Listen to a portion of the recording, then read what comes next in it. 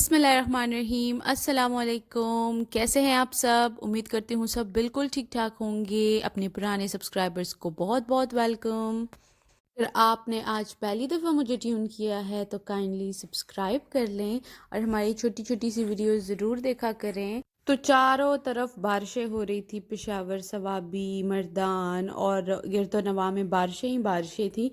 एक यहीं पे बारिश नहीं हो रही थी और अल्हम्दुलिल्लाह अल्हम्दुलिल्लाह सियालकोट की पहली बारिश भी हो गई। ये संडे का व्लॉग है और उस दिन सारा दिन बारिश होती रही और कोई बहुत ही ज़्यादा ठंड थी।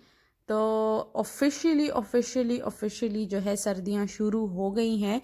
तितली के लिए तो खैर बहुत पहले ही शुरू हो गई थी, लेकिन अब हमारे लिए भी शुरू हो गई हैं। और तितली को तो मैंने अभी से पैक कर लिया है क्योंकि इसकी पहली सर्दियां हैं और बच्चे तो बहुत नाजुक होते हैं। और टोपी, रोम्पर, टाइट्स, नीचे इनर सब कुछ पहना के मैंने इसको इतना ठूस बनाया हुआ था ना, ऐसे पैक किया हुआ था ना कि इसको हवा तक ना लगे। और उसमें भी मैं इसको बाहर ले आई कि मैंने कहा चलो आओ बेटा तुम भी थोड़ी ठंडी हवा ले लो, क्या पता फिर कब बारिश होती है कब नहीं होती है। ऑफिशियली अपनी ज़िंदगी की पहली सर्दियों की पहली बारिश तो एंजॉय कर लो। बहुत ही खूबसूरत मंज़र था और मैं उन लोगों में से हूँ जिनको सर्दियों में भी बारिश बहुत पसंद है। मैं कहती हूँ बस बारिश ही होती रहे, धूप शूप ना निकले। जिस दिन धूप निकली होती है उस दिन मेरा मूड बहुत ख़राब होता है। और ऐसे नहीं है कि मतलब मुझे सर्दी नहीं लगती, मुझे बहुत ज़्यादा सर्दी लगती है। लेकिन जब यूनिवर्सिटी भी जाते थे तो बस मेरी यही दुआ होती थी कि अल्लाह करे बारिश होती रहे, बारिश होती रहे, बारिश होती रहे और बस धूप ना निकले। जैसे ही थोड़ी सी भी आसमान साफ़ होता था तो बस मेरे दिल पे अंधेरे आने शुरू हो जाते थे कि फिर बारिश रुक रही है, अभी फिर धूप निकल आएगी। और ये देख लें आप तितली का आउटफिट, मैंने इसको रेड फ्लीज वाला रोम्पर पहनाया हुआ है, ऊपर कैप पहनाई हुई है और नीचे टाइट्स और इनर वगैरह पहना के अच्छा खासा मैंने इसको विंटर प्रूफ बनाया हुआ है। चलो बहुत हो गई ठंडी हवाएं, अब चलते हैं अंदर क्योंकि मुझे भी बहुत ज़्यादा सर्दी लग रही थी। इसी वजह से बस मैं तितली को अंदर ले आई। मैंने सोचा कहीं बीमार शुमार हो गई तो ला वक्ता पैजसी मेरे सिर पे, तो बस इसी वजह से मैं इसको अंदर ले आई और अच्छे से मैंने शीशा भी बंद कर दिया और जाली भी बंद कर दी कि बिल्कुल हवा का एक कतरा भी अंदर ना आए।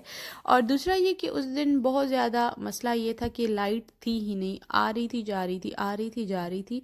और दूसरा ये कि मतलब यूपीएस पे भी मतलब कितनी लाइट चलाए ना। हमने बस सिर्फ एंड में एक ही रूम में हम बैठे हुए थे और सिर्फ एक ही लाइट जलाई हुई थी, बाकी सब कुछ हमने बंद कर दिया था क्योंकि लाइट का कुछ अता पता नहीं था और यूपीएस भी बिल्कुल जो था वो डाउन हो रहा था। और अभी इस टाइम ये जो है तकरीबन 12-1 बजे का टाइम था। तो इस टाइम नाश्ता वगैरह करके बारिश शुरू हो गई तो मैं बाहर आ गई और अभी जो है किचन में खिलारा पड़ा हुआ था तो वो भी करना था। और बाकी मैंने कुछ नहीं किया, सारा दिन आराम ही किया, हम कंबल में ही बैठे रहे। और बस जो था काम शाम जो था वो बाद में मैंने वाइंड अप किया क्योंकि खाना भी बनाना था और फिर दूध जो लेके आए थे वो भी बॉईल करना था। तो इस टाइम तो मैंने नहीं किया क्योंकि मैं बारिश और सर्दी इंजॉय करना चाह रही थी। किचन के कामों का मेरा कोई इरादा नहीं था। तो बस इस टाइम सब कुछ मैंने किचन में मुंह तक जब भर गया था किचन, तो उसके बाद जो थे मैं किचन में आई और मैंने थोड़ा बहुत काम शाम किया। मर्द हजरात तो इस बात में अच्छे रह जाते हैं कि अगर सर्दी भी है गर्मी भी है तो बस आराम से किचन शिचन के काम नहीं उनको करने पड़ते और आराम से कमरे में बैठ जाते हैं और कमरा बंद कर दो तो कमरा भी गर्म हो जाता है। इस टाइम आप सोच रहे होंगे कि अभी थोड़ी देर पहले मैंने तितली को इतना पैक किया हुआ था और अभी जो है इसकी टोपी शोपी उतरी हुई है। तो असल में रूम जो था काफ़ी गर्म था और इसको जो है गर्मी भी बहुत ज़्यादा लगती है, तो पसीने पसीने आए हुए थे तो इस वजह से बेटा। और मतलब जैसे जैसे बच्चा बड़ा होता है तो वो नई नई हैबिट्स जो है उसको सीखता रहता है ना। तो इस टाइम पे इसने ये मुंह से बुलबुले बनाने वाली आदत इसने शुरू की हुई है, 2-3 दिन से ये मुसलसल वो कर रही है।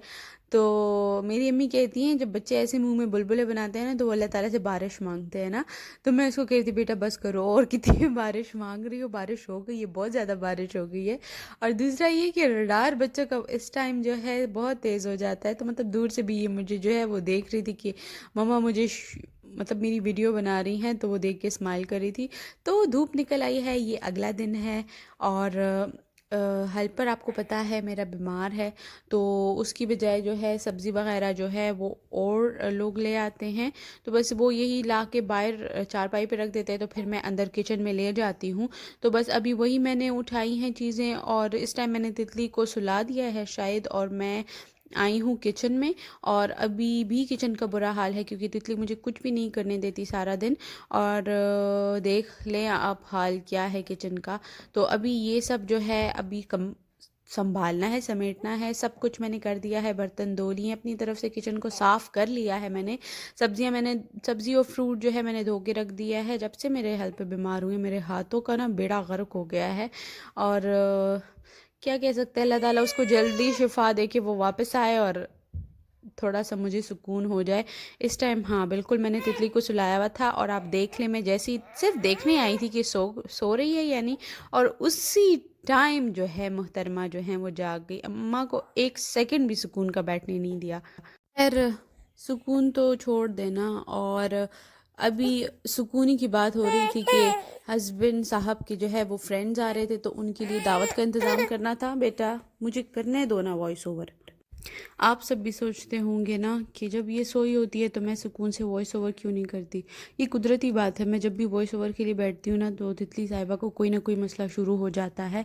अगर वो सोई होती हैं तो वो जाग जाती हैं। साथ साथ में मैंने दूध भी उबालने के लिए रखा हुआ है। और दावत में जो था मैंने काबली पुलाव बनाए थे, चिकन वाले, बीफ वाले नहीं।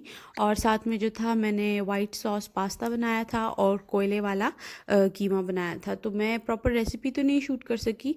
और ये कीमा वही है जो मेरी अम्मी लेके आई थी पेशावर से, बेहतरीन किस्म का कीमा है। और साथ में जो है मैंने सिंपल जैसे कढ़ाई सी बनाते हैं वैसी कढ़ाई बना ली थी। और जो था फिर मैंने इसको आखिर में जो थी वो कोयले की धुनी दे दी थी। और साथ में ये अपना वाइट सॉस पास्ता मैं बना रही हूँ, तो उसके लिए वाइट सॉस बाद में बनाऊँगी। और साथ में जो है वो चिकन को मैं थोड़ा सा फ्राई कर लूँगी, और अपना पास्ता जो है वो भी बीच में मैं थोड़ा सा फ्राई कर लूँगी ताकि जो फ्लेवर है वो इन्हेंस रहे। और फिर उसके बाद वाइट सॉस बना के उसको मैं उसमें मिक्स कर लूँगी। वैसे जो लोग पेशावर साइड पे रहते हैं उनको पता होगा जो सबसे बेहतरीन किस्म का काबली पुलाव है वो जो तहकाल में शनवारी है, उनका सबसे बेस्ट है। मैंने उन जैसा काबली पुलाव कहीं भी नहीं खाया। वो बहुत ही टेस्ट में रिच होता है और बहुत ही बेहतरीन, अभी भी मुझे वो याद आ रहा है। लेकिन यहाँ पे वैसी काबली पुलाव कोई शौक़ से खाता नहीं है।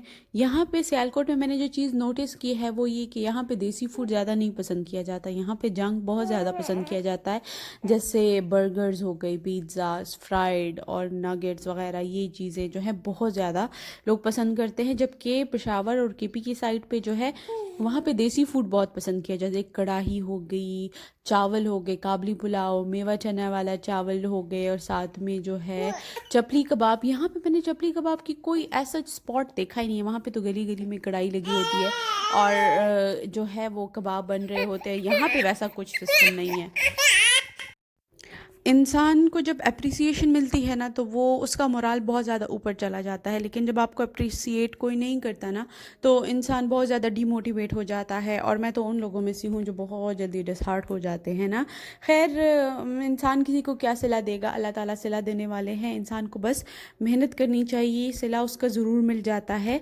और उम्मीद करती हूँ आपको आज का व्लॉग पसंद आया होगा। इसी तरह सपोर्ट करते रहें, वीडियोस देखते रहें। इंशाल्लाह एक दिन हम बहुत बड़ी फैमिली बन जाएंगे। और जो लोग बुरे वक्त में आपके साथ होते हैं उनको हमेशा याद रखना चाहिए। आप सबको मैं बहुत याद रखूँगी इंशाल्लाह इंशाल्लाह। और ये रे दावत की प्रिपरेशन बिल्कुल हो चुकी है, क्रॉकरी लग चुकी है, बस डिनर बिल्कुल रेडी है। और ये रहा कीमे का एक लोग पास्ता की मैं पिक्चर नहीं खींच सकी। और काबली पुलाव भी बहुत अच्छा बना था। और बहुत शुक्रिया व्लॉग देखने का। अपना ख्याल रखें, अपने प्यारों का ख्याल रखें, और अगले व्लॉग तक के लिए खुदा हाफिज़।